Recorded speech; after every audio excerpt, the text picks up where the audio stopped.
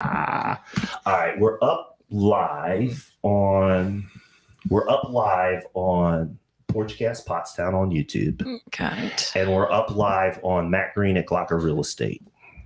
Now, the eyeball is not reflecting any watchers right now. Yeah, but see it it coming takes a couple There it of is. minutes. All There's right. about There we go. 9 to 19 second delay All right. between what we This say is a very wide delay. and what people say. We can't beep you if you swear. We don't have that up. We don't. Oh, nice. I'm okay if they hear it.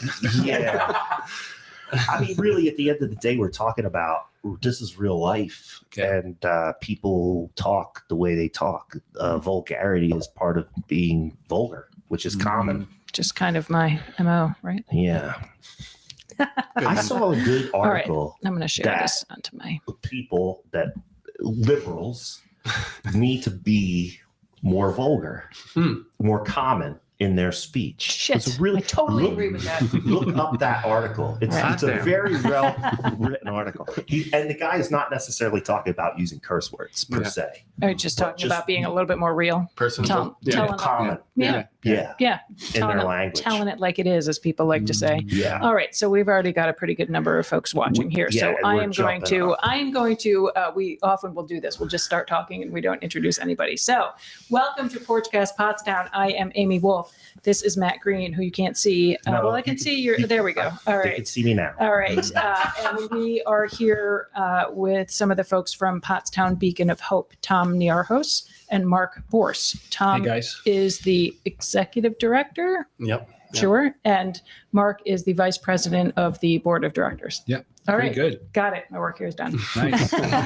So you guys have been in the news an awful lot lately. And I know that we've got a lot of people watching because there are a lot of questions, a lot of concerns, a lot of just people wanting to have conversation. So I think that there was a pretty decent crowd at the borough council meeting the other night, right? So this is a little bit of a different forum than the borough council meeting. The reason that we wanted to have Beacon of Hope represented on the show to come and talk is because this is something that is very heated right now in Pottstown. And there's a lot of just questions and concerns. Couldn't be better. I mean, this was planned back in September, right? Or October? Oh, right. When we booked the date. Right. Yeah. So we certainly didn't know you guys were going to be getting a citation and being in the news in that particular way. Right. So let's, for anybody that's watching that is not aware of what Beacon of Hope is, let's just give everybody like a little elevator speech of what Beacon of Hope is, how it came into being, and what you're doing. And then as soon as we're done doing that, since we do have a lot of people watching, I'll lay the ground rules for how people can participate with us during the live stream. Okay. Yeah. So whichever one of you gentlemen wants to give the little elevator speech, you can go ahead. So Pottstown Beacon of Hope came out of Pottstown Living in Faith Together, which was started in 2019. George Bell and late Alan Altshaw. My friend. And that was started to help find and fill gaps in Pottstown. That was the same year COVID hit, and the winter warming shelter that had been operating for the prior 15, 17 years, Missions on Main Street, was not going to operate due to COVID. And where was that, Missions on Main Street? They would go from church to church 30 days at a time. Okay. So it was each church for 30 days, and there were several churches. And was there a Missions on Main Street? Is that what you said? So that was like its own organization. And just okay. Yeah, Gotcha. and they would run typically 5 months throughout the cold season.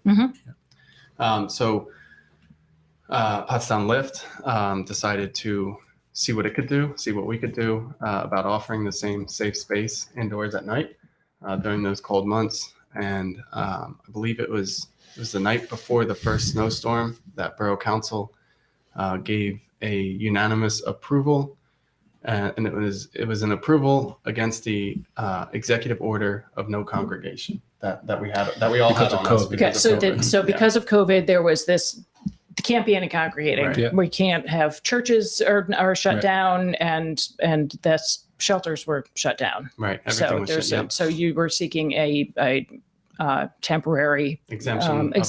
Gotcha. Okay. Yep. So we got that the first year operated. That was I think like December 19th through May 1st.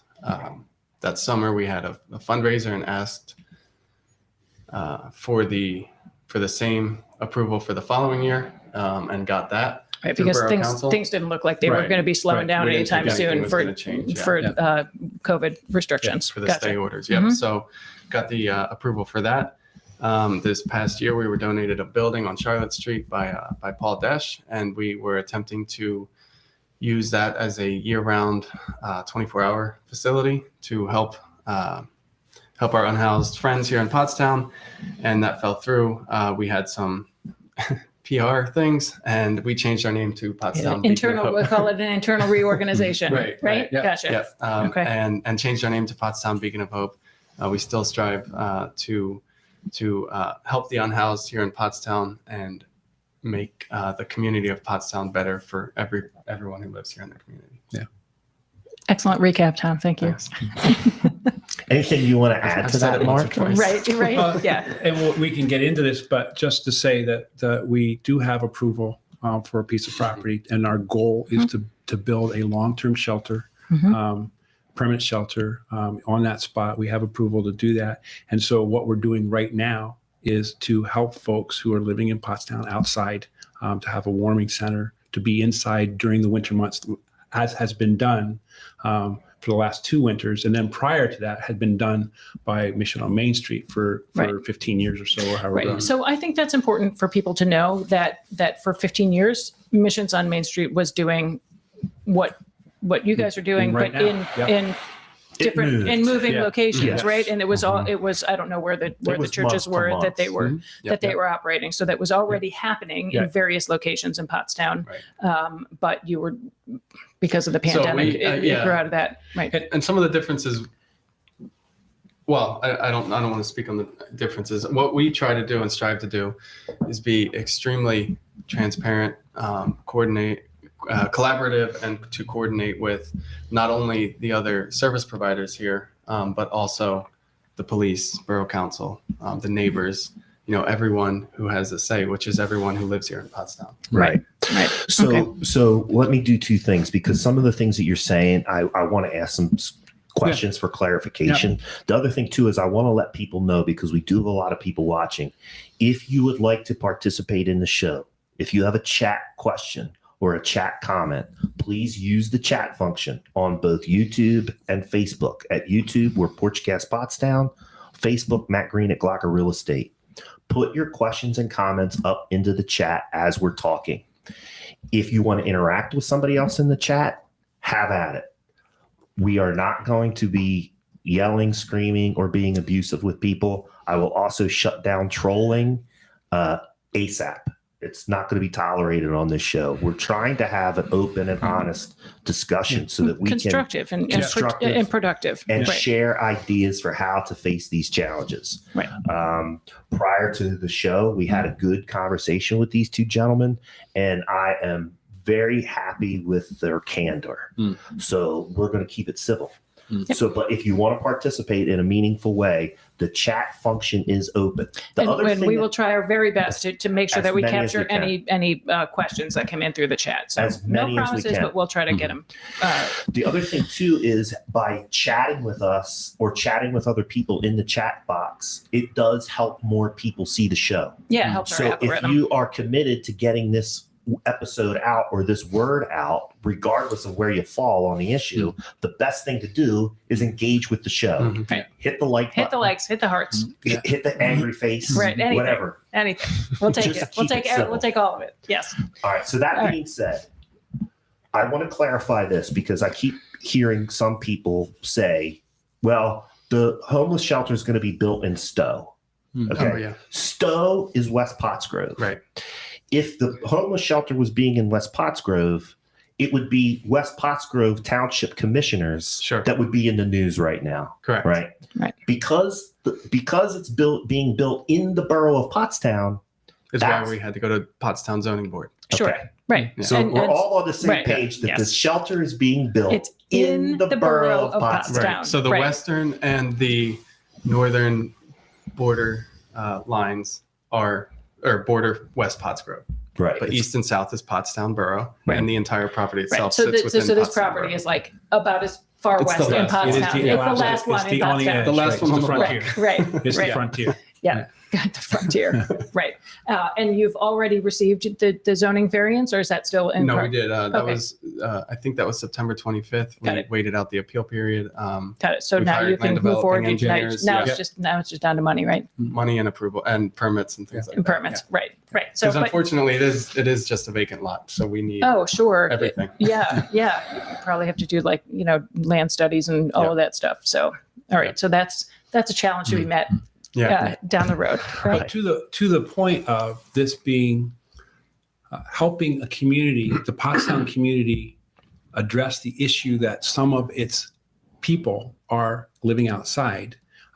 There is a broad base of support to do that building. So we have a lot. We have donors. There's Right. lots of parts of the community. They're saying we want to get on board to help you guys do this building. Right. So, I mean, that brings up one of the points that came up. And I will tell you, and just so people who are watching understand where these questions come from. These questions come from people who have submitted questions to us Yep. specifically for the show. They've come from Amy and I's conversations with our neighbors, because we both are residents of the borough of Pottstown. Yeah. Full disclosure. A lot of our neighbors were at that meeting speaking out against the Charlotte Street location. Right. And if Yeah. I had not I'm been not- out of town, I would have been there myself. I was not a proponent of that project. Right. Right. So we've got them direct questions from the community. We've got things that we just know. And then what we've done is teamed up with the folks from Eye on Pottstown, which is a Pottstown centric kind of community watch or town watch page. Yeah. And we monitored a couple of streams or threads involving this issue to see what themes were developing within the community based around the citations that were issued to St. Paul's UCC. Yeah. So why don't we start there? And then that will allow me to segue into one of these questions or one of these themes that I think is important to answer. So let's start with explain to us what happened with the citations that were issued to St. Paul's. Do you want the short answer or the long Yeah, answer? I think the short answer is good. The medium, Okay. the People medium can answer, go- good enough so people can understand. Yeah, Right. if people want an in-depth answer to this, Yeah. they can go to my Facebook page, and I posted the Mercury article. Okay. Well, So, but for what it's worth, For what it's right? worth, For right. what it's worth, Right. okay. So yeah, we received a cease and desist on November 30th because they cease and desist stated that the church was acting out of not what they allowing us to operate our warming center there is not defined as an accessory use of a church in their zoning code, and that there is no legal zoning for operating a warming center of any type in the borough of Pottstown. So that's what the cease and desist was around. Why we were issued it was because, and I said this at the borough meeting, and I'll say this here in front of whoever's watching, that it was an unintentional oversight of Pottstown Beacon of Hope, that we did not confirm whether or not we needed to fill out paperwork. We thought that based on the previous 2 years, the many meetings and conversations we had with borough employees, that we were, good to go. Green light. right? So, Right. So even it though was an oversight you're on our the behalf. first 2 years you were operating under that temporary Right. ruling because of COVID. So, That's your mom telling you you're it's on actually TV. the Pottstown police calling me. oh my gosh, do you need to step out and take it? Yeah, Do you think? Yeah. Okay. So I'm sure. Okay. Yes. They Sure. have That's somebody nothing to be who- concerned. No, nothing to see here. So do you want to So, pick up where yeah. he left off?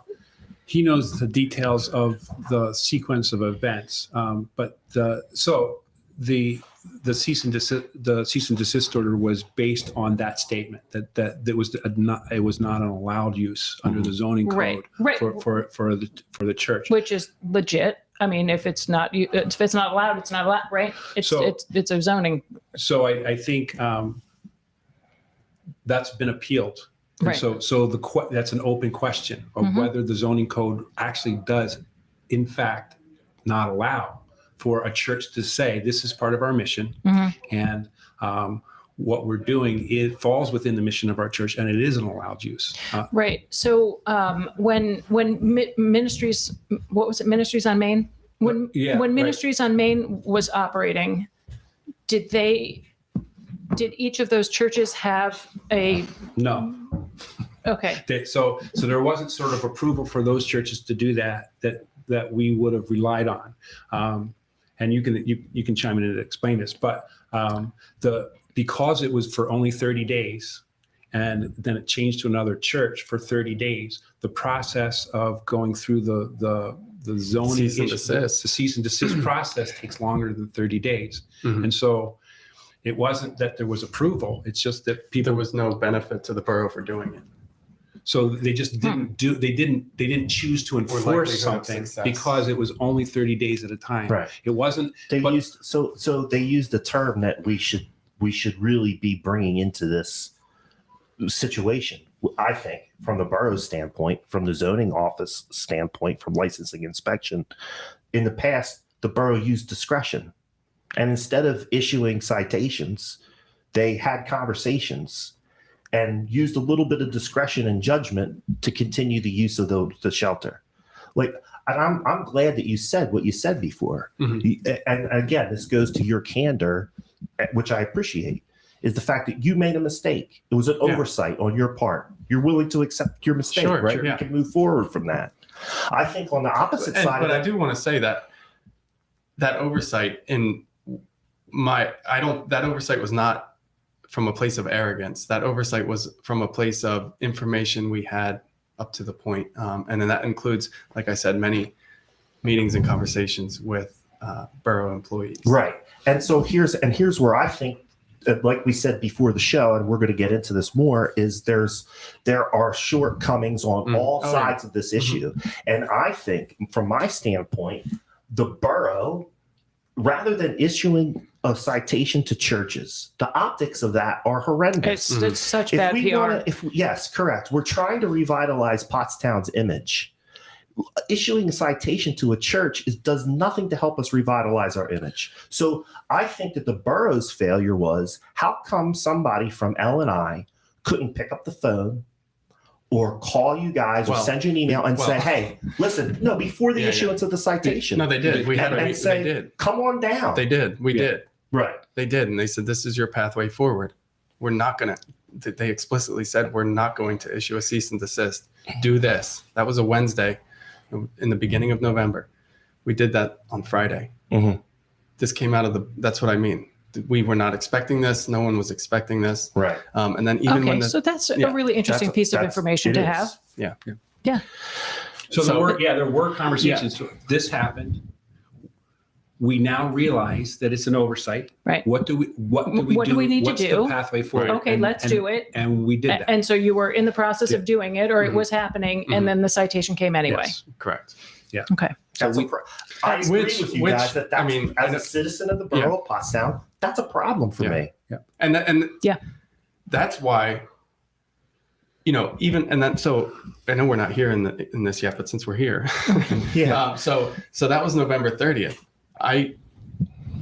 So we have a board, right? I don't Yeah. have universal control over the decisions we make, but it was I wanted to close down November 30th because of that cease and desist, because it's a lawful order to cease and desist, right? Right. So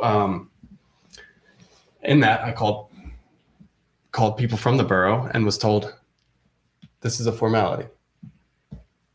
Don't cease and desist. So then December 6th on the Wednesday night committee of the whole meeting, that is not at all how we were portrayed.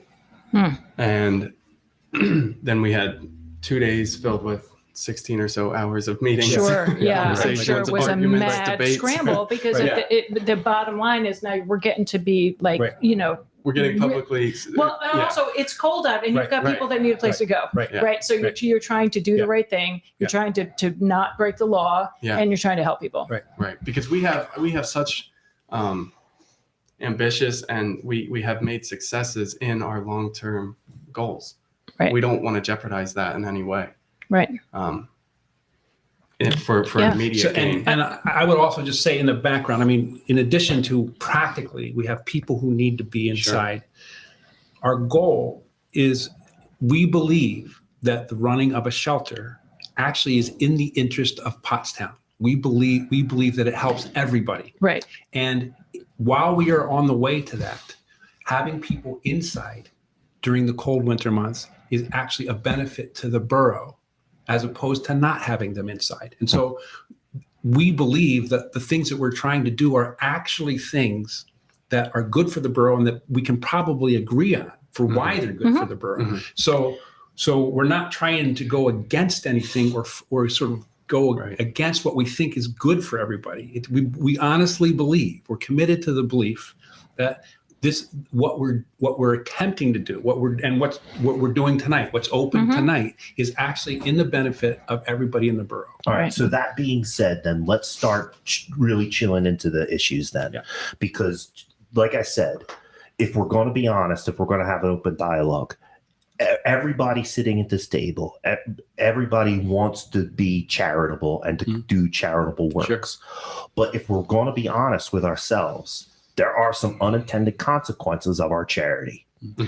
So I think a lot of the concern that was sent to me and is issued in these pages revolves around what is the Beacon of Hope doing to kind of address those unintended consequences, right?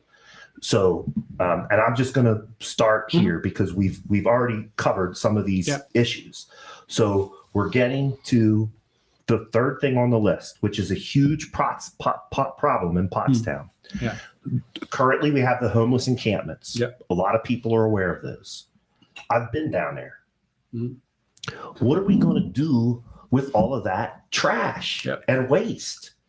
I mean, we have on a daily basis, I can see people on Facebook and social media or in the Mercury are taking food, camping equipment, all kinds of stuff Tents down. And tarps and all of that stuff is great that we're helping those people.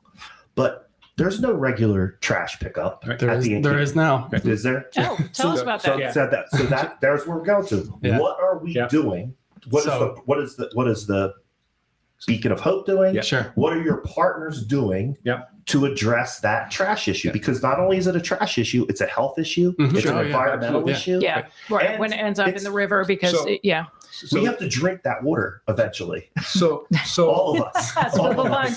So I'm not trying to cut you off. I'm just trying to put the whole thing out there. So Tom's going to answer what we're doing. I want to just and then Michael. I want to continue the frame of it. So this is a great example of number one, why it actually helps for a community to say we need to address formally the fact that some of our residents are living outside. Like this is, and when we do that, things get better.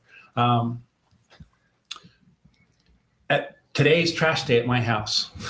So last night I took the 2 trash cans out, and if you're a Blues fan, the wheelie bins, you take the trash cans out. The trucks came and did that. So what I say when we talk about, just as a framework, Tom's going to talk about what we're doing, but for the frame of it, I say to people, the next time you take your trash out, stand by the can or the dumpster or whatever and say, if I could not pay somebody to take this away from me, where would I put this trash? Would I put it in my basement? Would I put it in a shed? Would I bury it in the yard? I'd probably put it in the neighbors. Right. And I think everybody There's a big can wrap dumpster their head behind my around house. that. I'd probably throw it in there. But the fact of the matter is, there are people that pay to have their trash removed. We all pay to have our trash removed in the borough of Pottstown.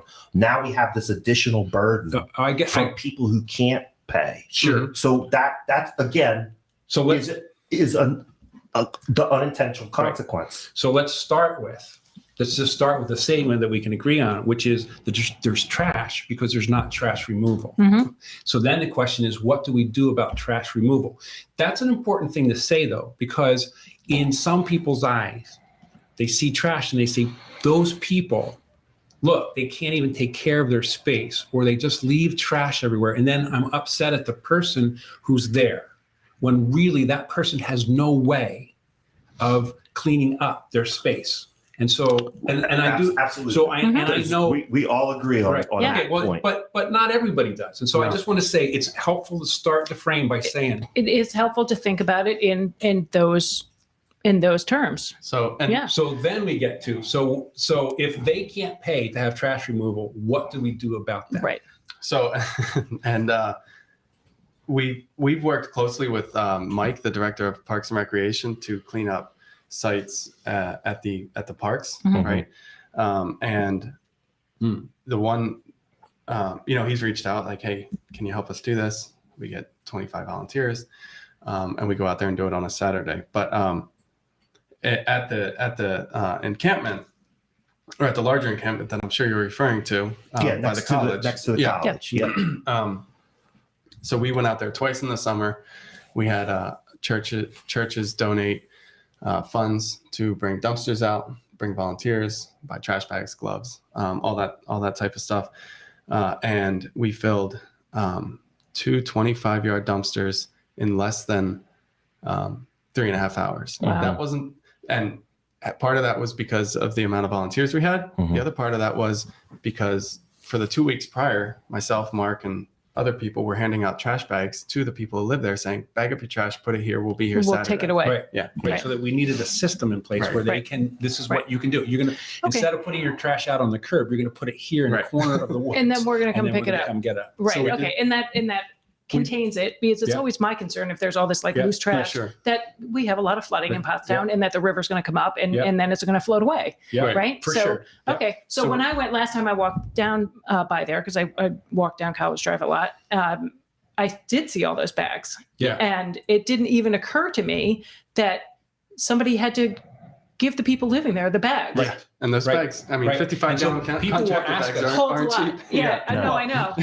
But know. the fact Yeah. of the, So, I mean, but then- my issue is that those bags they're still there. Like I walk past there almost every day. Okay, so let me continue. So we did that twice. Where we had the church come out. The second time we had about half as many people come out. We did one 30-yard dumpster, cleared out all the trash. And now there is an individual who is donating a dumpster that is dropped off and picked up the same day every 30 days.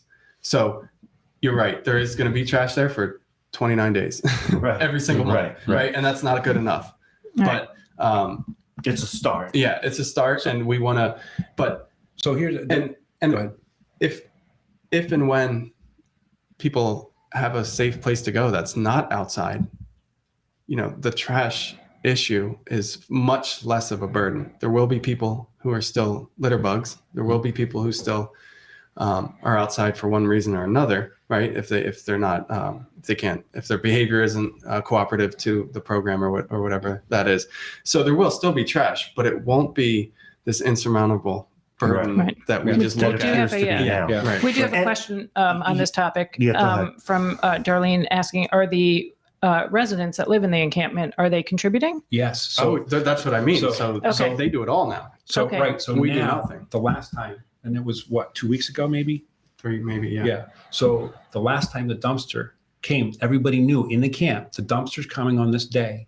And it was a Tuesday because we were out on that day for street medicine. Mhm. And we said, the dumpster's here, and they filled it up. Like Right. there were no Right. volunteers Okay, that filled great. it up. That's So- great to hear. So we have people asking us, can you give us more trash bags? Mhm. And we have people saying, we'll fill it, you bring the Is dumpster. the, So um, here's does the- So does if the you take person food to, in there, take a box of 55 So gallon this is- trash this Right, bags. because they are expensive. This is where I want to go. Do you have, is the person that's providing the dumpster, do they want to be acknowledged? I don't know. I don't, Okay. at risk of them not wanting to Okay, be. got Yeah, it. that's Okay, fine. I just thought Yeah. if they wanted to be public, we'd give them a Here's shout my out. thing too, and I again appreciate the candor. Yeah. You know what I mean? We're working on it. It's not perfect, but you Right. guys are working on it, right? Well, and the other thing is that trash is, that's been going on for years. Oh yeah. No, So- Mhm. Listen, I'm not saying that Yeah, this is, but we're here now. Right. We're the Right. players now, Yeah, right. Who are trying to solve it. So Yeah. don't get me wrong. I'm not blaming this all on Beacon of Hope by Yeah. any stretch of the imagination, So- because you guys aren't the only organization that's down there. Just like I said, you can turn on Facebook Well, any yeah. day and there's somebody taking something down there. Well, and we've never taken food down there. Right. We know that there are 9 community meals Yeah. in Pottstown. We even shy away from providing food at the warming center throughout the nights because we encourage people to go to these community meals that the churches are putting on, that the cluster is typically Right. providing food for, because that's a staple of the community. It's a staple of that particular church. Right. And it's just duplication that doesn't need to be Right. done. And let's get into this too, because I'm on the board of the cluster. Yep. And I'm on the community outreach committee. Mhm. And as part of my role on that committee, I have exerted an extreme amount of pressure on the staff of the cluster of religious communities to come up with some solutions that resulted in the other two churches getting citations based around this helping the homeless and the working poor. And our response is we want people, we want the homeless, the working poor, or anybody from the community to come into those meals and take advantage of those meals, because we can control to a certain extent the parameters there. Mhm. Right. We can Absolutely. take steps to reduce waste and trash coming out of those meals. And maybe most importantly, we're taking steps to put people in place at those meals that can help these people get plugged into the resources. Right. to Right. move So it's a place to forward. have conversations and to see what So needs are being it sounds met. like what you're saying. Yeah. So I won't assume what you're saying, but yeah, I agree. And that's the best way to do it, to put more resources in front of people to help move them along forward rather than just give them a box of food and say, Right. see you tomorrow. So my Right. challenge to the people watching that want to get involved and help, and this is personally, I'm not talking from the perspective of any group, but Mhm. just as a citizen, is think about what you're going to do before you do it. Oh yeah. We just Mhm. heard here that it might not be what is needed, isn't another Sure. truckload of food. Yeah. What might be needed is some garbage bags And some or gloves some people and- from right. your organization to go down there and help pick up some trash. Is it as glamorous as donating 100 cheesesteaks? Maybe not. Right. Yeah. But it could be more beneficial Right. for not just the people down there, but the community in large, Yeah. at large. Mhm. One of the things that in this conversation, we're having it in Pottstown, but you can have it in almost any community. And you talked about the issue of charity. People want to help, Mhm. and particularly with this issue around the issue of homelessness. And I describe it as sort of the 1,000 points of light. Like people can stand or there will be a group goes out and gives food, and they don't know that somebody went out the day before, or they hand somebody a tent and they didn't know that somebody else just gave them, Right. A tent or a sleeping bag. And so it makes sense for the community to say, we want people to be coordinated. Yes. And so, Yes. so then the question, so in addition to that statement about the commitment to saying, homelessness is a community issue because it exists in the community, and resources actually exist. Lots of times there's lots of resources in that community. Oftentimes they're squandered a little bit Yeah. because they're not Yes. coordinated. No, Yeah, completely Matt and I talk about misdirected. this So- all the time. Mhm. Is that there's So do we internally. Right. right, and so there's everybody wants to do good. Right. Everybody wants to do the right thing, but Yeah. there might already be an existing Yeah. mechanism for whatever it is that your end game is. That mechanism might already be there through And another organization. So the reality is the best case is when someone who wants to do good finds out that they're duplicating an effort, they stop and figure out where they can fit in. Right. The Or worst they case ask. scenario.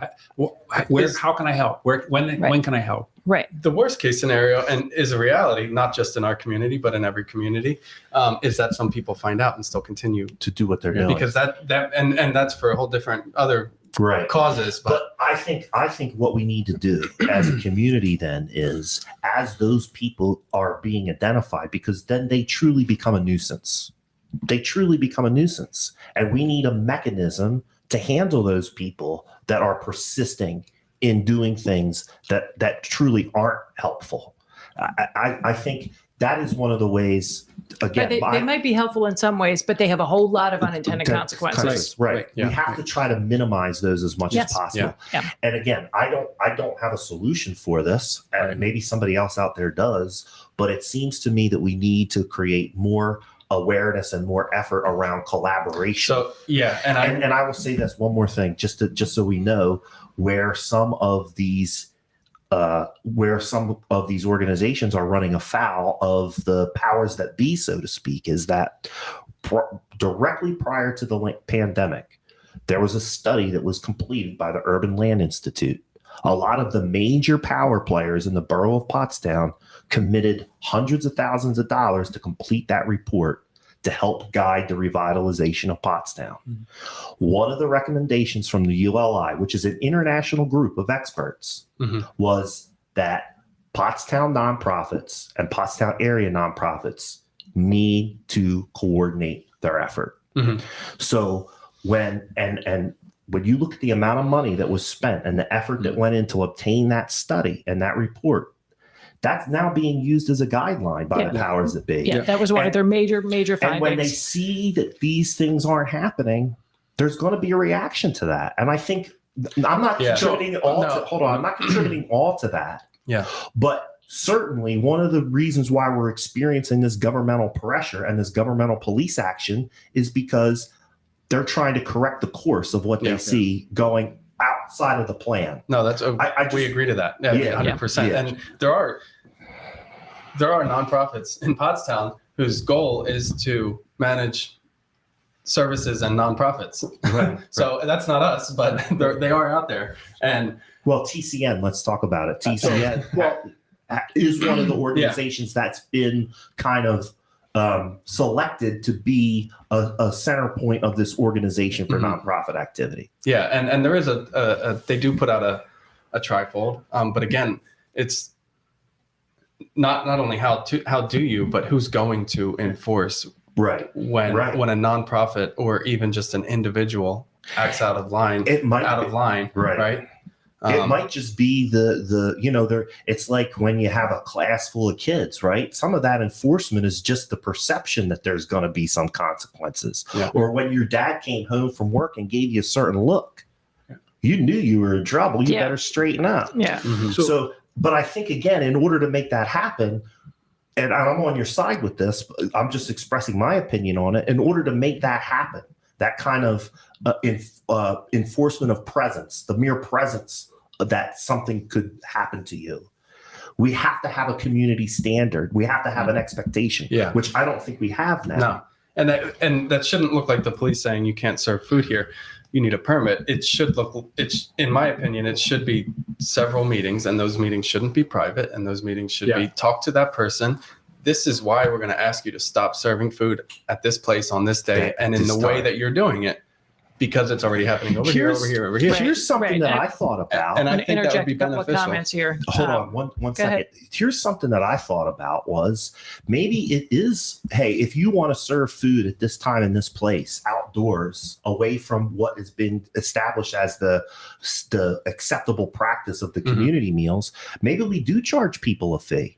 Maybe it costs them $100 to go and do that. And then we take that $100 and use it to pay for the dumpster down at the encampment. Was it $100 if there's already a meal? Or I don't mean the dollar amount, but is the enforcement if you're doing something we already spoke is already happening, or is it?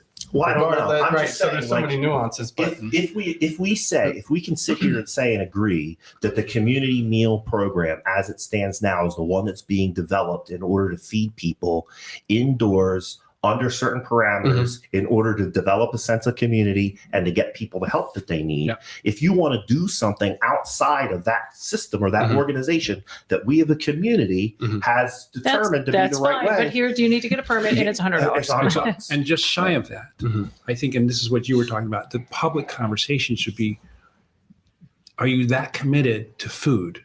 Do you want to help? Like, if you want to help, what you're doing is less helpful than you thought. And this other thing is more helpful. Exactly. So why don't you help us with that? And so you need to acknowledge what you don't know. Right. We're like, I don't really know what's the most helpful thing. Tom, why don't you tell me? Like, was it what that? Yeah. But like, if people want to help, they'd be like, you know what? I don't know the best way to help. Can you tell me? And you'd be like, you know what? Just write a check. Okay. Or, well, we need, boots on the ground or whatever it is. And maybe it isn't always a meal. So here's a really, we talked about trash, and so it's related to that. But here, in any community where people are experiencing homelessness, they don't have access to laundry.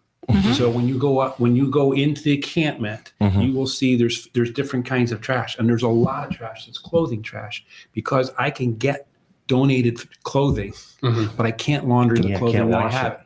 And so or unfortunately, I might have had to use some of that clothing to wipe myself. Yeah, right. So and living outside, it gets wet, it gets dirty. Yep. So it would be great. I mean, it would be great if community partners could come together and say, we want to figure out a way that people can do their laundry. So I will regularly. shout out Deb McKim and Laundry of Love that does laundry twice a week, Mondays and Wednesdays over at the Ricketts Center. But outside of that, that's a 2-hour time slot, I think. Outside of that, there is no laundry. Other communities that have, like, I'm familiar with a program that was developed, I believe, somewhere on the West Coast, where they actually created these trailers that had like a laundry. mobile. And those things, rather than being in a place, it would move around on a schedule. Yeah. And one of the reasons why it was mobile was to kind of keep some of the issues that occur when there's congregation over a long period of time. But that could potentially be a solution. Right. So let's get to, we hit, I just want to hit a couple of comments here. We are getting comments. So thank you. And I'm not sure who's making the comments on behalf of Beacon of Hope on the Facebook page, but thank you for chiming in. And they say, when we talk about the working poor, we have several guests of our warming center that hold jobs. So I think that's important for people to know that people are trying to get out of homelessness. They are working. They just need that help to get through. So there are people that are working. We have several guests that are working, and so we won't know till the end of this season. But last season, I want to say it was in the high 70s% of people who had regular income. Most of that was disability income. Most of those individuals were on some sort of disability income. Okay. Which at that last year, I think it was like $714 was the max you could get, I think. So it's not enough to be housed anywhere. Right. But the high 70% of our guests income. Right. Have an that was out of 100 and we had 109 unique guests. So that is important to know. Carla Romberg is here. Hi, Carla. Carla. She says TCN Homeless Services brings agencies, individuals, and other groups together on a monthly basis to share information, work on collaborations and plans together. So that's great that is happening. I think TCN was identified in the ULI study, Matt, as a they were trying to establish TCN as kind of like the leader. Conduit. And TCN, for lack of a better way to describe it, and one that maybe people can wrap their heads around, TCN basically serves as a chamber of commerce for nonprofit organizations. It's Holly says it's a nonprofit for nonprofits. So, I'm circling back. Sure. When we were in the process of submitting a proposal to the borough related to the shelter, what was said to us was, we want you to participate in a task force that the borough was setting up so that we could go through this with everyone's input. To the point that we were just describing, this needs to be a collaborative effort. So we worked as part of that task force, and out of that task force were the recommendations for this is what we intend to do with a shelter. This is how we're envisioning it. This is the design of it. So it's an example of how, when you voluntarily say, we want to be helpful, but we want to do it in the context of everybody else's concerns about how it gets shaped, we not only are we open to feedback and suggestions, but we'll participate in a partnership project that shapes what it is that we're doing.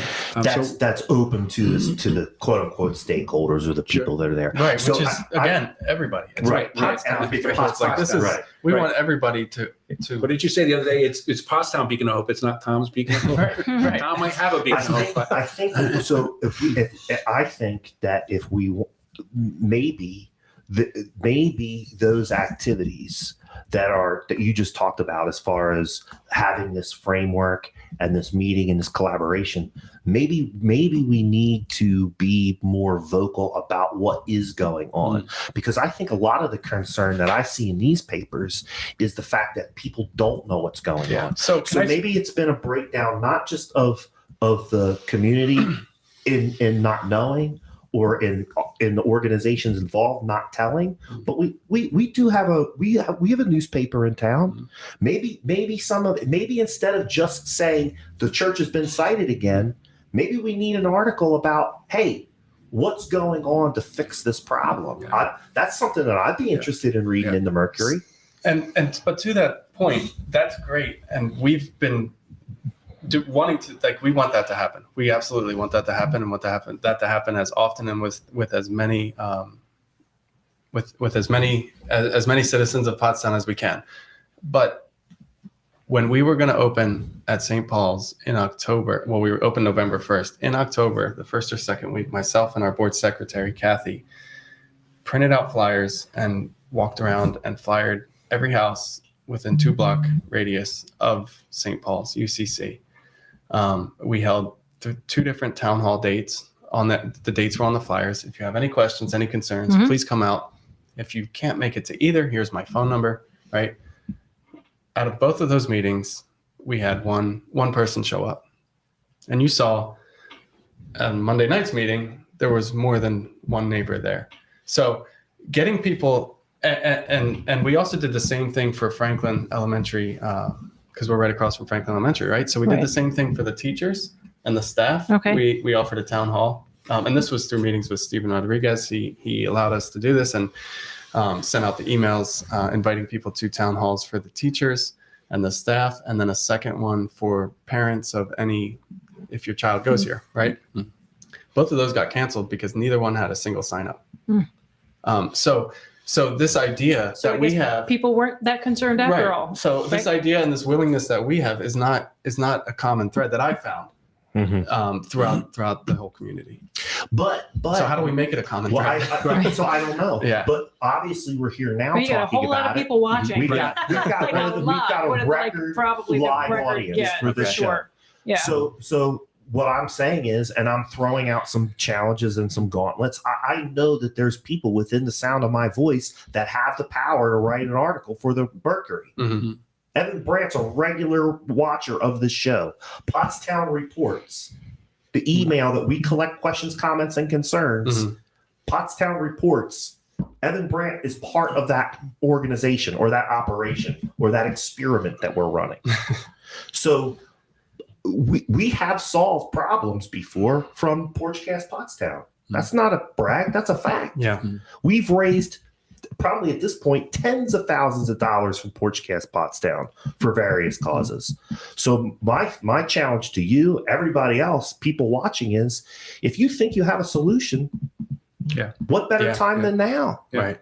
Yeah. So obviously sometimes it takes some controversy in order to create the news that gets the message out. Yeah, and I would say it sort of sometimes this is an effort of lather, rinse, repeat. You just sort of have to you have to keep doing it. Right. Salesman will tell you no one's going to get the message on the first try. Right. So I think, and the fact I'm sort of sitting here, we held those town hall meetings and we didn't get a big response, but we have a big response now. So my sort of takeaway is, so now we're talking. Right. So now people are ready to talk, or they now see it. Like, okay, there is something to talk about. I do have an opinion about it. Then how do we continue the momentum that we now have to say, what we want is collaborative, solution focused conversation. So I would say this. I know that there are borough councilors listening tonight. I know that there are borough councilors listening tonight. I see all those hearts going up right now, man. maybe those borough councilors need to call for a town hall. Maybe it's time while we still have this momentum. And when we actually, I'm sorry to interject, but this seems to be a good forum for people, going out to a borough council meeting or a town hall. On a night like tonight. I got home. I just took my shoes off and I'm in my robe already. So we bring pizza. So maybe you do it. Maybe participation at borough council meetings and at school board meetings is much greater when they were doing things on Zoom, right? Yeah. Because it's just easy for people to watch and participate, and they're at home and they don't have to get a babysitter and all of that. So maybe instead of asking people to come out at 7:00 on a Wednesday night, maybe you do an online chat. We're talking about that. Yeah, we are. Yeah. We were just talking about that. So, and I want to just go back to what Mark was saying about our goals here with the community and the community effort, and the idea that homelessness is a community issue, and solving that will help the entire community. So the borough councilors that supported us Monday night, outwardly supported us, and all the people most of those who supported us were not supporting Pottstown Beacon of Hope, myself, our board, or anything like that, they're supporting the solution, right? And that's all. So our message is the solution, not in any way. So we're not defined to our idea of the solution. If there's a better solution out there, we want to be a part of that with whoever has that. Great. No, and I think that is a requirement of true leadership. A true leader can recognize the fact that they don't have all the answers, or that some of the things that they've done haven't worked. Mm-hmm. But you have to be honest with yourself about that, and you have to have a willingness to pick yourself up, dust yourself off, and move on, and possibly have some open ear and open heart to the criticism. Yeah. I think in the spirit of this, like when we say, how do we get together and how do we just talk, real talk about what are people worried about and what are some solutions towards that? I think the current debate about, or the current discussion that starts with a cease and desist order and then comes through that lens really misses the point, I think, that the faith community in any community is a huge resource. And so when we debate whether they are allowed to do something or not, we're really diminishing the capacity that a big chunk of a community has to be part of the solution. And so when we can say, well, what are we afraid of? And because a lot of the conversation around homelessness it rides on the current of fear. And so if we can really be honest with each other, what are we afraid of? People are afraid that revitalization and helping homeless people in a community can't coexist. But there are communities that have done that. So hold on, I'm going to stop you right there because there is a question from one of our watchers who's a regular contributor to the show. We call those people Porchtonians. Thanks for tuning in, Porchtonians. And who wants to hear more about what is the community center is doing good for the community, or the warming center is good and for the whole I community. also have something here which reflects this, and I think we will be able to tie in those words that you just said. We'll be able to And we're not doing a very good job of hitting all our bullet points, are we? No, we have. But we're kind of going about it. It's been organic, though. Exactly. Right. Yeah, we don't want to just be, reading So off. let's get to Susie Marcucci, our literary liaison's question. Susie Kennedy, who I think has It's been volunteered. a volunteer with you guys. I know Susie well. Yeah. Yes. So let's talk about this. How do you see yourselves fitting into this idea of revitalization in Pottstown? What good do you think? What positive force or momentum can you help bring to the revitalization of Pottstown? There's so many different aspects of it. I think initially, what it'll do is it'll immediately house 45 people who are living outside in Pottstown, right? So immediately there's that. And that is everything associated with. So if there aren't people living in doorways and bench or bus shelters, that's a bad optic for the town, right? When people come through, Matt's a realtor. When you're driving through town and showing people the town, that's a bad optic when you have people living in doorways and at bus shelters. So if you can remove them from the streets. When there's 45 less people that don't need to find a restroom, or 45 less people who don't need to find food and find out then where to throw out the trash from that food. Yeah, or to take care of their basic human needs, right? Yeah. When everything is supplied, there's nothing that needs to be taken. Right. So in the immediate, but then there are long-term, or not even long-term, but secondary effects of that, which are, we plan to bring in Pottstown Works. Pottstown Works will help people get jobs, help people find jobs. We plan to help get people employed in Pottstown, get the mental health care, get the medical care. But so mental health is another big, each one of the pieces you can expand and see the multiple benefits that it would have for the entire community. Right. And I would say this because there was another question that went along with what you're going to do to help these people once they're inside your four walls. And I think you just answered that, right? You kind of have this goal that once they're in your program that you're going to help them, one, immediately get off the street, right? Two, provide for their immediate basic human need.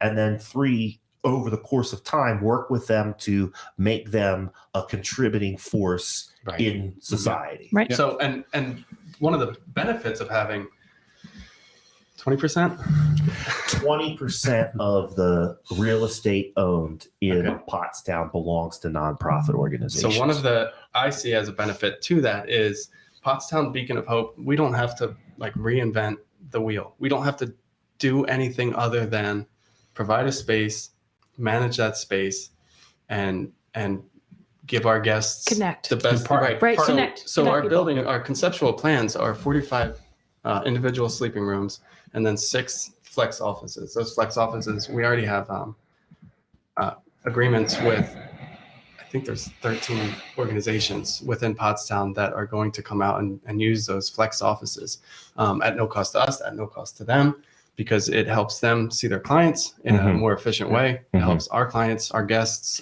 get the services they need in a more efficient way. And it's just beneficial all around. One of the hard things about being homeless is access to things, access to healthcare, access to mental health care. And there's a host of reasons why that gets really hard and complicated. And so lots of times when we don't know that, we look at somebody who's homeless and say, well, they need to make some better choices, or they need to accept treatment and that kind of thing. Some of which Or is if true. they wanted housing, they'd answer their phone. Right. I've heard that before. Right. So but then, my phone got stolen, that my charger broke. I don't have somebody turn off the electricity where I usually charge it. Like there are literally 100 ways that you can't get to the service that you Well, need. and you're also trying to stay alive. Right. Exactly. So that takes daily priority. Sure. Yeah. That's kind of at the top of the list. So we have a pretty basic motto, which is if you want somebody experiencing homelessness to use a service, you bring that service to them.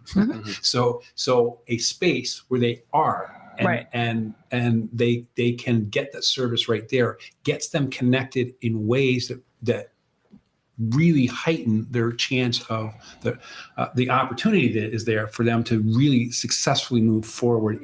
Because we're removing the barriers that legitimately exist for them. Why don't you share with us some of the statistics from last year of how many bed nights you filled or whatever, and then how many people moved into housing and oh man, I'm gonna come on off the top of your head, just make something up. No, I won't make it up. I can estimate. Right. So I know that there was around 109 unique individuals served at the warming center last year. I think it was 5,700 plus times we filled a bed. Somewhere around 15 into stable housing. Less than 9, but more than 5 into drug and alcohol treatment, then into stable housing beyond that.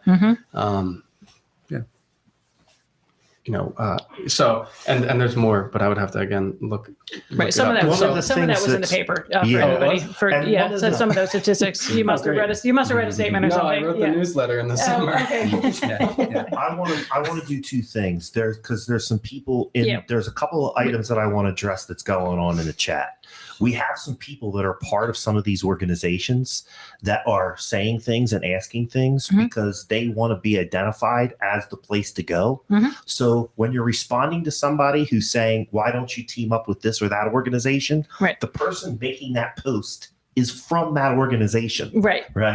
Okay. So Kim Yetta was mentioning Recovery Learning Center. The YWCA programs, for instance. So then I just want to let people know that there's same team, folks. Be careful. And then the other one too, and I think we kind of got into this, and I do want to address this because it was directly impacts what you just got done saying and Amy got done saying. Well, what's the plan of getting people permanent housing after the shelter? So you want to bring in some of these resources that will help people. So I'll answer this question. Not only resources, but landlords, like everything. So one of the reasons why the Pottstown Cluster of Religious Organizations is interested in working with or developing a deeper relationship with Beacon of Hope is because right now the cluster is the gateway to helping people get permanent housing after they've been homeless. There's the Your Way Home program, and there's other programs. One of the problems that we have that Tom just spoke on and Amy just spoke on is that right now, one of the barriers to getting people into that program is we don't have a place to meet with them or find them. Right. Now, we do have offices, but sometimes it's easier to go to them than to have them come to us. So if we can develop this meeting center like he wants to develop out at Beacon of Hope, that will help people get plugged directly in to the programs that are going to transition them from homelessness to housing. And if there's any organization that feels that I should have reached out to them in our long-term plans, know that we're not done developing those plans. And also, regardless of what your organization is providing, if it's beneficial to our guests and the community, you would absolutely have a welcome seat and slot in any of our space. Right. So Monique Herbert is asking, what is the plan of getting homeless permanent housing? We talked about that, but also is there a program to help them after in receiving medical and mental health care after the shelter? So once they're kind of like in your system, if you will, you connect them with the programs and services, and then they should stay hopefully within those services, right? And a lot of our folks that we have now are connected with those intensive case management services. But again, when they're making or when the case manager is able to find that person 1 out of every 6 times to have a meeting, it's really unlikely and improbable that progress will happen. Right. But if they're at the warming center and they are able to come, those services are able to come to those meeting rooms and meet with their clients or guests, then they're much more likely to be and able when to you establish that relationship there, and it can follow with them where they end up. Then you're not waiting till somebody gets into housing, and then you say, "Well, here's an appointment." So you're trying to make this appointment at 2 weeks out. You have built a relational capital. You are engaged with the person who sees it's been helpful getting them to this point. Again, it doesn't work for everybody, but it works for a lot of people. Right. And so we're opening up the opportunity for people to. Okay. So whoever's commenting here from Beacon of Hope just put up some stats. So I hope everybody watching is reading through the comments here. And what you just said there is it's not going to work for everybody, but it'll work for most, right? We are not under the hope that we open the warming center or a year-round shelter, that there won't be any unhoused in Pottstown. Like, we know that's not. That's not realistic. No, it's not. Yeah. It's not And there are people who do think that. Right. That's our goal is to help as many as we can. And as best as we can. I think there was just related to that though. We were at the borough.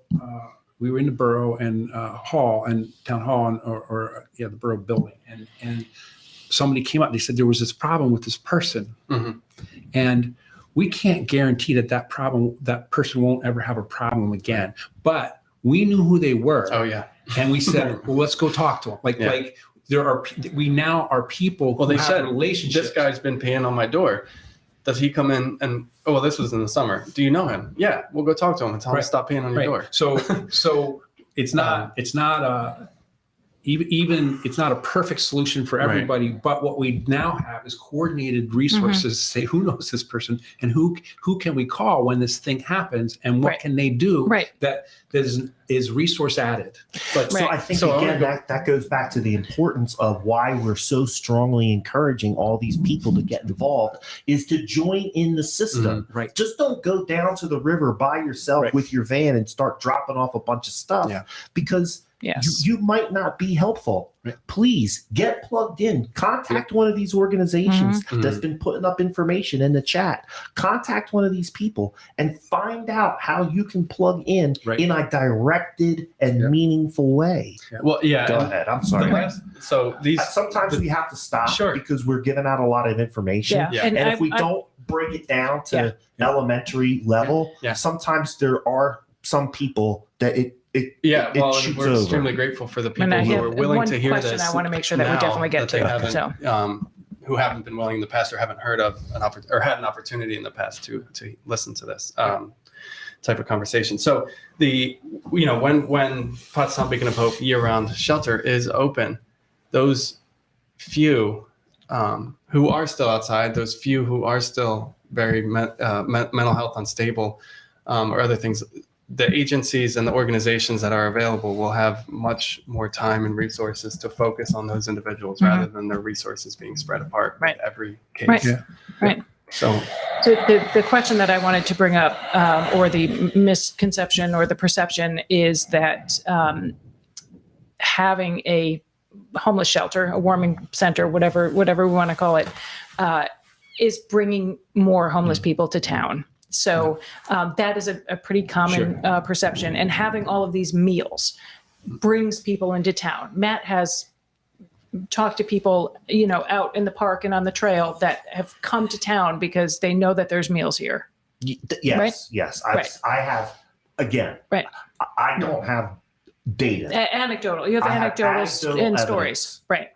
From firsthand experience that I know there's a certain percentage of people that are drawn to Pottstown and maybe other places too. I mean, you can read about what's going on in Seattle on the West Coast, what's going on in Venice in California, and it's the same thing. But I will say this, what we aren't saying is that everybody is coming from outside of town. Yeah. Oh, of course not. But we have to be honest with ourselves that there is some percentage of people that are going to be attracted to Pottstown because of those services, much in the same way that somebody might become attracted to come to Pottstown because we have a really good brew pub.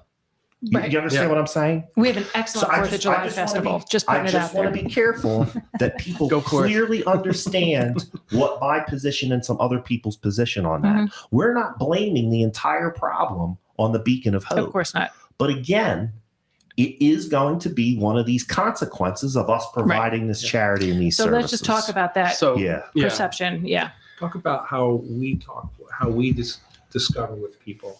Yeah. Are you from here or are you from not from here? Right. So, I mean, well, I'll say we're a warming center now and have been for the past 3 years. When we have a 24-hour, 365 building, we'll be considered a shelter. Okay, gotcha. Right now, because now you're cold weather. You're cold weather. Cold weather, overnight only. Yes. Yeah, overnight only. So it's a warming Overnight center. only. Gotcha. Gotcha.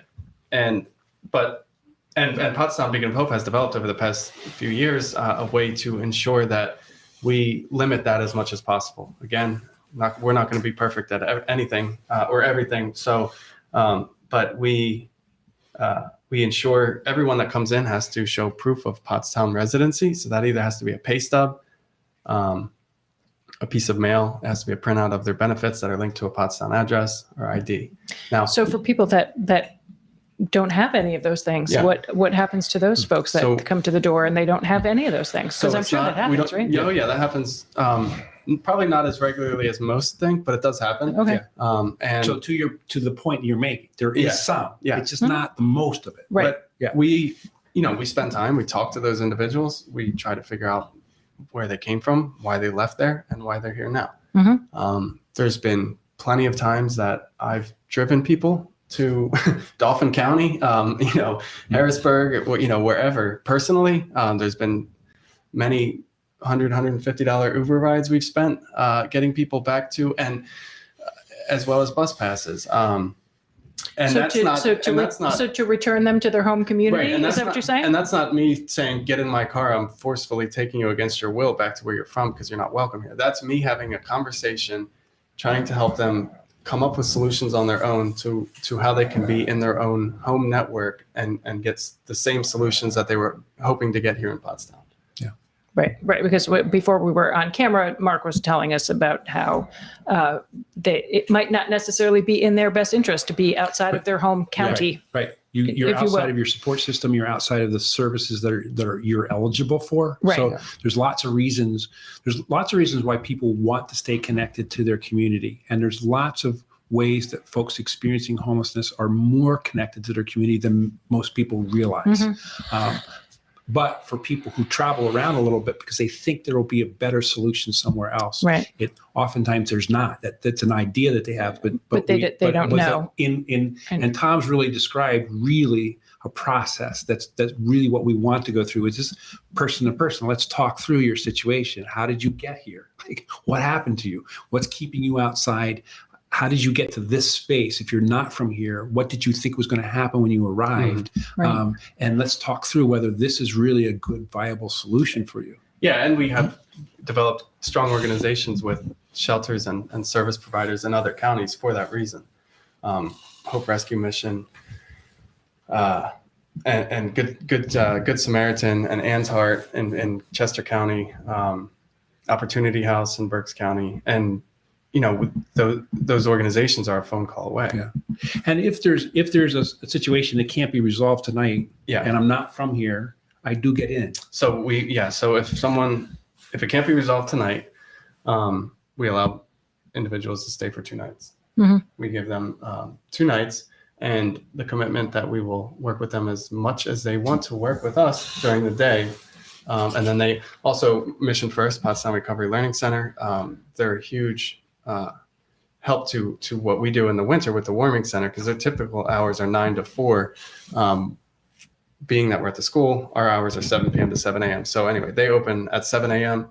and they're open until our intake doors open at 6. So we drop our guests off there every morning, and Joanne and her team over there can also do the same thing for folks. So this is at Mission First. Well, it's at Pottstown Recovery Learning Center, which rents out the back of Mission First Church.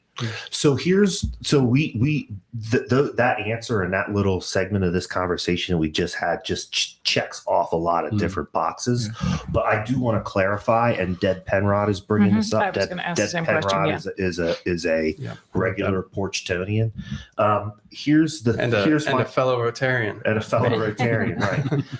And I want to get to it here because she also said it there, but what are your plans for trying to gain the assistance of the surrounding townships and the surrounding counties? So Deb is saying here, Pottstown mailing address covers many different municipalities. I think one of the concerns, one of the themes that we see repeated, and I'm saying this for the benefit of people listening, is one of the themes that we see repeated is that I'm a resident of the borough of Pottstown. Why the hell do I have to keep putting more and more weight on my shoulders when the folks over at North Coventry or Lower Pottsgrove or Upper Pottsgrove don't seem to be having to bear this responsibility? So what steps are being taken to try to get the cooperation of our surrounding townships and counties? The harsh and quick answer to that, and Mark will give a much better, eloquent answer. I don't know, but I haven't heard yours yet. So, as you saw, at the beginning of the podcast, I got a call from the Pottstown police, right? They call me 3, 4, 5 nights a week with somebody, and they know our rules and the requirements for someone to come in, and the residency being one of them. I also get calls regularly from Pottsgrove Police, from Limerick Township Police, from Audubon Police, from police all over the place. And every time I do, I offer an apology and let them know, unfortunately, they cannot come in. Because that's not only me being true to my word as that we put out publicly as an organization, right? But that's also me living like less than 2 blocks of where we are right now, and being a community member in Pottstown and wanting, my goal is after the year-round shelter is open, I have no interest in sitting at a desk all day and managing a nonprofit from a computer and a desk, right? I want to go out to other municipalities and townships and help them in any way. Find the one person, the one church who is willing to help out their unhoused individuals in their town, in their community, and help them do that, right? But someone has to be first. And Mark, we were talking about yesterday. The tip of the spear is what I used to call it in my former career. Right. Somebody's got to be the point man. It's the pointy tip of the spear. Right. And sometimes it feels like I know it feels like we blinked first, or it's chicken. Like we'll go first, and really, our statement about how, homelessness being a community issue is true of every community. And Every single community right now tonight has somebody who's homeless in it. There's more or less, and some is better hidden, and some is more visible, some is more concentrated, some is more dispersed. But every community has that. And our goal is to say, this is what's happening in Pottstown. This can happen in every single community in the county, and that's how it gets addressed. Not by moving people from one place to another in the community. And building it on a service system that might move people around based on the service system's logic, or it's really, where they can be best served, right. maybe. And so. And I think this is one of those other things where people don't know all that's happening. So on Monday night, when there was a borough meeting here, there was a township meeting in another part of the county where we were invited to go. I couldn't do it, but the conversation happened anyway. The township was saying, we want to know how to start a shelter here. And so there are communities in the county that are saying, we realize it's an issue. We want to get out in front of it. And that happened in Lansdale 2 years ago, and they've 2 years of success now. Yeah. Right. And Lansdale, I think they have 13 or 15 beds and are not regularly full, right? And if Limerick were to open one tonight or every Code Blue night, they might need 4 beds, right? Right. But if the longer communities continue to wait, the more, the more prevalent unhoused, homelessness. Right. And it also does allow major happens with the economy. And I think this is the concern from the residents of the borough of Pottstown is the longer the other communities wait, the longer it is that we have to continue to shoulder the burden alone. Well, the sooner we do it, the sooner we have the opportunity to say, so Tom's holding the line. We did it. Tom's telling other police departments, no, you can't come. And I don't say that I'm not proud of that. I hate saying at 1 o'clock in the morning, no, you can't have a bed. Like that's. I mean, it goes against everything that feels right to you, right? So what we're saying is, we're not trying to solve the counties or other municipal issues related to homelessness. We're trying to address it here in Pottstown. We will help you. Based on what we've learned. I think maybe the more political correct thing to say would be to somebody, we are solving Pottstown's problems. What's happening in Lower Pottsgrove, what we're doing in Pottstown might not help you in Lower Pottsgrove. Your problems might look a little bit different. Issues are. Right. We'll be happy to talk to you and tell you what works up here, but it might be a little bit. So we don't want to replicate what we did doing here. What we want to do is say, this is the process that we think is helpful. Right. And we would invite you, and if you want help figuring out what your process should look like, there are across communities, there are very specific differences, but there's also threads that are common. And that goes back to the church citation thing. If Pottstown sets precedent that they're legally allowed to define what a church accessory use can and cannot be, then finding that church in Limerick that'll put 5 people up during a Code Blue, it makes it hard. All right. Okay, I'm going to go back to Deb's question because I don't think we fully answered it. 19464 is a lot of places. Sure. It's Lower Pottsgrove. It's Stowe. It's Sanatoga. And it crosses a county. Yeah. So, no, it doesn't go. No, those are fivers. We don't let fivers in. Definitely no fivers. Sorry, we love our fiver friends. That's a joke that we make. It's a joke. Don't worry. Hopefully, so how do you know that they're from Pottstown and they're not from Lower Pottsgrove? We love our Grover friends too. How do we know? How do you know? Unless you're pulling out like a borough map, right? You don't. Yeah. Transparency. We don't. We don't. When the police call, then I know. Sure. When someone and states it out loud, then I know. So the police are calling because they picked somebody up for Code Blue because it's cold. Just because it's cold, and they're trying to get them. Yeah, or somebody's obviously in need and they want to help. Right. But to the other side of that coin is with street medicine, with work, with my, I'm out in the woods every once or typically twice a week for the last 2 years. Yeah. And I don't even know how to say it. Like when someone shows up or presents, there's different levels of figuring out and digging that need to be done. Sure. And that's kind of all done on an individual basis. Right. But So I don't know. I'll Yeah, help no, you out right. a little bit. All I mean, Sure. listen, I'll help you out a little bit. Here's how I know, and here's how I knew when I was a cop in town and patrolling the streets. I live in this town. I know have everybody. lived in- Right. I know everybody. Yeah. If I see a new face, Right. that guy's not from here. Yeah.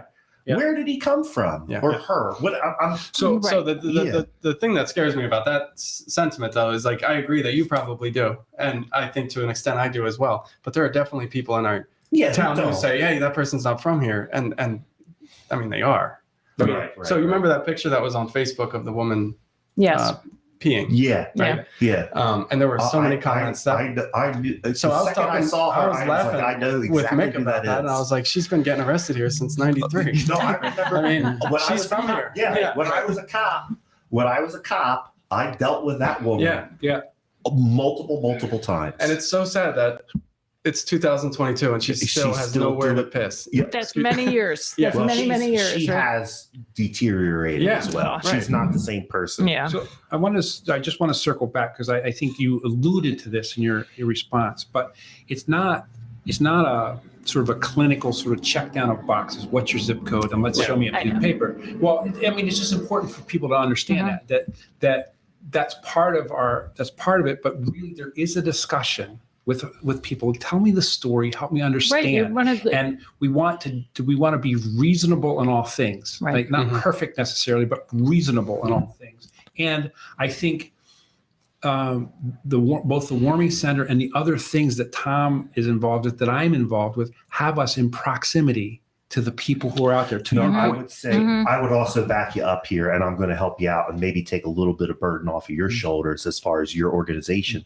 That is 100% the reason why we want to get the community meal back into a sit down inside community meal so that we can get in proximity with these people and help plug them into the services that they need. Yeah. And I've seen Deacon Dennis do this Yeah. at Christ Episcopal. I was there one day when a woman came in from Lehigh County and had arrived in Pottstown and needed help.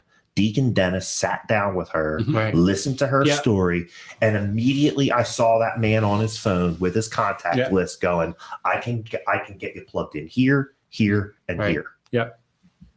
And while you're here, here's a sandwich. Right. Here's some coins for the laundry. Mhm. Do you need some new socks? Yeah. Yeah. Right? Right. Yeah. So Right. That's exactly how that conversation works. Right. Yeah. Yeah. So Yeah. that's not a perfect system like anybody's Right. saying. No system's perfect, right? Yeah. But we're trying to close as many holes in the gap as and just again for full disclosure, I'm aware of a way that the system quote unquote gets defeated is if somebody comes into Pottstown, let's say they've been released from prison. Mhm. Or they came from a situation where they had to flee their residence for some reason. They don't have an ID. Mhm. They don't have a document. When people get locked up in jail, sometimes their papers don't follow them. Yeah. So when they come to Pottstown and some organization, rightly so, helps them get ID, they become a baby. But what I'm saying is that case of homelessness hasn't emanated from the borough of Pottstown. Certainly. But that is one of the gaps in the system where theoretically a person from outside of town could then qualify to be a quote unquote borough of Pottstown. Well, that jail resident. release. I'm just being, I'm saying it's not a perfect system. Yeah. And And we I'm agree providing that. one example of how that could possibly happen. Yeah.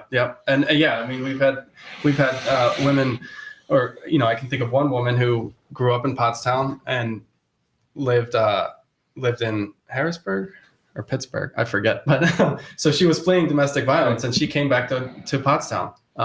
She had one, like second cousin or something who lived in Pottstown, and she came back to Pottstown for that reason. So, right. So there are always But there's then going to be those right. kinds of cases. And so my question when I hear that is, all right, so that's, what do we do about that specific situation? And then just we ask the question. And I think it goes back to that reasonable statement. We want to be reasonable. Right. And so is it an outlier? Is it a pattern? And if it is a pattern, then is it a trending? Is it a growing issue? And then what do we do as a community to address that? Right. So I think that's what Deb just made another comment. She said, I'm not arguing that you should decline services to non-borough clients. So if somebody shows up and it's 0 degrees and they're from Norristown and you have an empty bed, right? And you've got your rules 2 days. right? Yeah, Your 2 days. Yeah.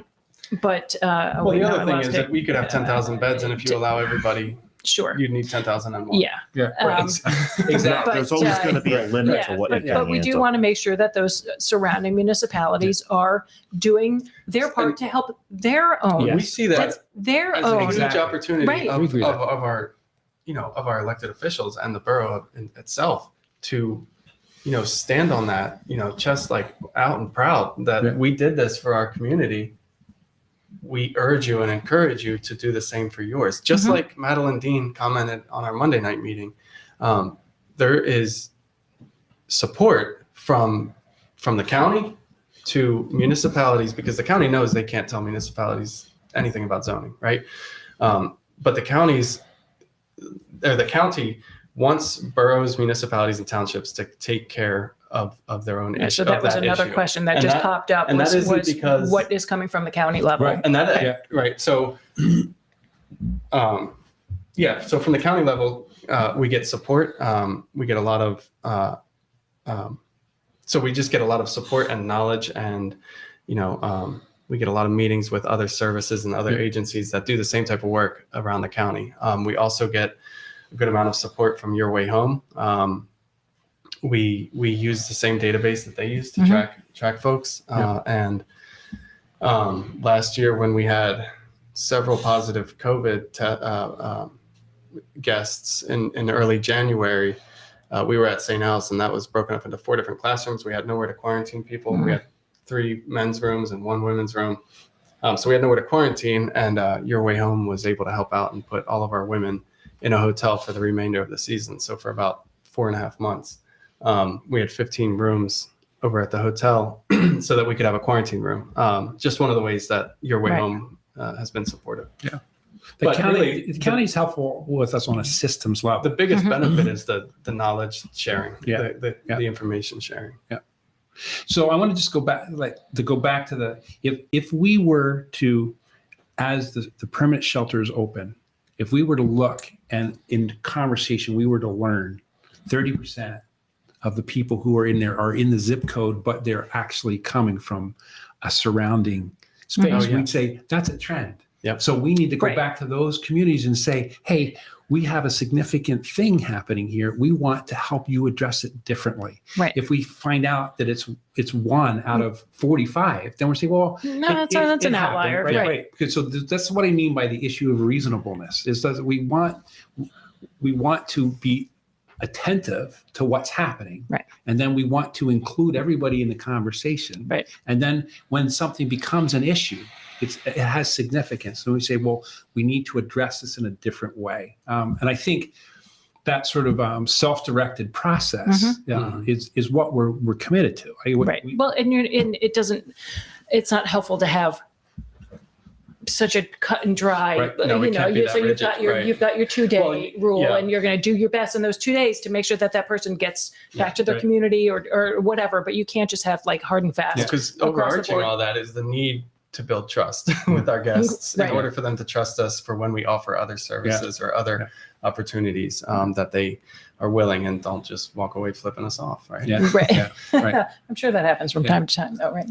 Never to me. So at least not to your face, right? Yeah. Is there anything, Matt, on the list here that we've not gotten to? No, in one way, shape, or form, we've gotten to all of these issues. Yeah. We might not have covered them as extensively as some people might have hoped that their issue got covered, but we did talk about all of these things. Well, and I would, for anybody that is tuning in kind of late, I don't know if everyone's been with us the whole show, I would encourage anybody that came in late to go back and watch the beginning, because I think the bit where we talked about what happened. That's a great segue, Amy.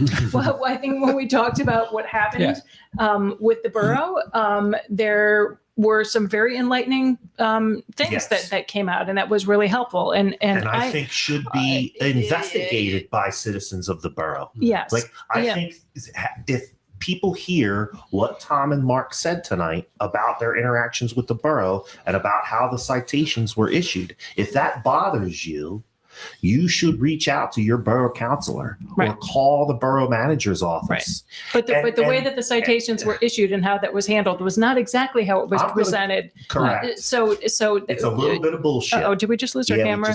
We just lost the camera, folks. All right. You're only not going to be able to see us. Right. Yeah. You Sorry will about still that. hear us. Yeah. But I think that And we are gonna start wrapping it. or it's just like a Yeah. So I think I came to this table with some of my own perceptions, and they were dispelled or answered, or our conversation allowed me to look at things from a perspective that I had not considered before. Right. So this has been really helpful for me to really understand how something like this, how Beacon of Hope can actually help our town look better. Yeah. Right. And I think from our side, this is the kind of conversation we want to be engaged in, because we honestly believe it belongs in the community. And so how do we align a community together? How do we participate in the alignment of a community around an issue that is in everybody's best interest to address? Yeah, we don't only need the trust from our guests to help progress. We need the trust from the entire community. Right. And we're not coming into this saying we have an answer and we're just going to do our thing. Well, and I think that's super important for any organization or anybody that's trying to help. And we talked about this a lot in the last hour and a half about that. You want to help, ask the question. We saw this during COVID, right? People just kept wanting to bring pizzas over to the first responders. They're just bringing pizza and hoagies over to the hospital. Like, we're like, oh my gosh, I've gained 15 pounds since this happened. So everyone's heart is in the right place. Of course it is. Yeah. But maybe it's not as sexy to buy a box of contractor trash bags, which is like $50 or $60. They're really expensive. But it's really helpful. And if trash is your thing, that's what, the bug up your ass, then mine. then donate those trash bags and help out, or see if there's money needed to help provide those dumpsters or what. It's again not very sexy, but it's another really, example of that. Of what you're just describing, where people did sort of say, "Oh, I thought one thing, but now I'm modifying," and then they helped out of that. Was when the lockout, the stay-at-home order happened, and people got locked out. Right. We said we're going into a winter. Nobody's ever been in a pandemic winter before, so we don't know what will happen, except we know that the people who are outside the longest, the most, need to be the best equipped. And those are homeless people. And so we said to people who are used to giving socks or giving gear, we love the fact that you want to give socks, but you're giving the wrong socks. And so just because you went to Walmart, you need to go to the hunting section and buy socks that have merino wool in them. Right. And so we just started using the term merino wool everywhere. And we handed out. The response was great. I was blown away. And so we said, if you're going to buy a coat, here are a couple of coats. If you're going to buy a sleeping bag, this is the sleeping bag that we field tested. This one actually works. And so the response to that. Mark field tested. But if you need any help doing that, there's your guy right there. I have no joke an outdoorsman. Right. So people spent lots more money than they would have otherwise, because they realized that it was important to modify what they were doing to actually be helpful. And they were thankful when we talked like that, to say, wow, I didn't know. This is really helpful information. I'm going to go, and we had the Amazon wish list, and people could just point and click, and it was. They could go down to the Army Navy and buy some merino wool socks, I'm sure, by local people. Yes, absolutely. Right. Excellent. You want to start to wrap it up, Nat? We could certainly talk for another hour. And I thank everybody for sticking with us. This has been really, really, really helpful and great. And we're getting a lot of good comments here from folks. And Dennis Culp wants to say recognition again to St. Paul's. Mhm. So Yeah, for sure. Yeah, all hail St. Paul. Huzzah, huzzah. he's getting delirious over there. That's a real Kathy Skiko, who's been tuning in all for the show and commenting, she says Hobart's Run and Hill has more wool socks coming to you. Oh, nice. Great. Yeah. Yeah. I hope that Hobart's Run can also help with the trash issue. So they do. I mean, Yeah. they, so They do I don't know their how many cleanups, times. yeah. I'm poking where I know that I can. Yes. Well, it's pokeable. Yeah, right. But Hobart's Run, they reach out to me. I don't know how often, maybe quarterly, saying, "Hey, we have 20 kids for 2 hours. Where do you want them?" Right. And they've helped us with cleanups as well as organizational things. They're extremely helpful, supportive to us. Great. I know earlier in the thread, the Beacon of Hope put up a link for folks that want to volunteer. Oh, nice. Yeah. So would love to see some of our Porchtonians stepping up to volunteer. If you're still unsure of how we do things, we have 4 volunteer shifts every single day. 2 in the morning, 2 in the evening. I encourage you. Insomniacs. Yeah. Well, it's not even late. It's 6:30 to 8:30 at night. I encourage you to come out and see. Yeah. When you have a name and a story, it But really it humanizes changes. it. Sure. Yeah, absolutely. Right. I mean, also, if you think you have, I'm sure there are plenty of people who have been watching tonight who have ideas of how to do things differently or better or whatever. Yep. And that come and see and point things has out. been the thrust of Porchcast Pottstown. We don't want to be Pollyanna. Mm-hmm. We want to identify the good in Pottstown as well as the challenges and the bad. And the gauntlet that we throw down to Porchtonians and to people who enjoy the show constantly is don't bitch without providing a solution. Yeah. Right. So I think we've done a pretty good job of that for the past hour and 40 minutes. Right. Yeah. If people like what we do here at Porchcast Pottstown, please subscribe at YouTube. It's the best place to watch past episodes. We had a bunch of people over on If you want to YouTube find tonight. out what goes on Porchcast Pottstown, who we talk to, the issues we discover, the issues that we cover, go to Porchcast Pottstown on YouTube, subscribe or watch some of our past episodes. You will see that we have talked to a wide variety of people from the borough of Pottstown who are contributors to society in some way, shape, or form. Find a way to plug yourself in. Right. Keep watching the show, keep participating. I want to thank everybody who liked, subscribed or commented. Thank you. or I know we shared had a the lot of new viewers that you guys brought to the show, so we appreciate that. And we do this every week. We're going to take a little break for the holidays, but we do this every week on Thursdays at 6:00, and we talk about Pottstown, very Pottstown-centric issues, and this is certainly the issue of the day. So we thank you very much for coming on. Thank you. And again, it's just really opened my eyes. So I thank you for that opportunity to learn. And we look forward to more conversation. Yeah. I am saying this, and I know that Amy will agree, so I can very easily, confidently say this. If Porchcast Pottstown can be of help, if we can use our platform and our technology and our now experience and expertise, if we can help further this conversation or any important conversation for Pottstown, please reach out to us. Yeah. If you want to Matt's such a technical wizard that so when you do your online town hall, there you go. Right, there Matt you go. can, I'll do the best I can.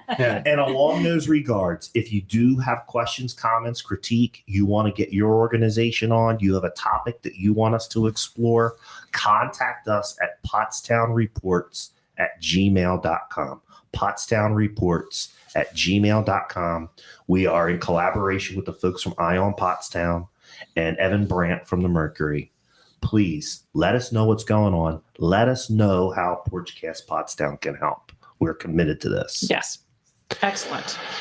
Happy holidays, everyone. Happy holidays. All right. I am Matt Green. I am your local real estate expert. Please contact me if you need help buying or selling residential or commercial real estate in Pottstown and the surrounding areas. That's Berks, Chester, and Montgomery counties. Amy Wolf is the lovely office manager at Wolf Baldwin and Associates, bringing you fine legal service in the borough of Pottstown since 1973. Levi Wolf is your workman's compensation specialist, Absolutely. certified by the courts of Pennsylvania. Yep.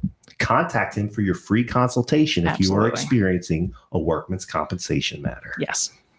Thank you. We are Porchcast. Let's talk after the new year. Thank you.